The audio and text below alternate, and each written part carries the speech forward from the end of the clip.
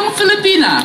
And this time, I would like to welcome back on stage our Polynesian dancers under the direction of Grace Katibayan. You're gonna see a cha-cha-cha Hawaiian style, the Hawaiian Cha-Cha.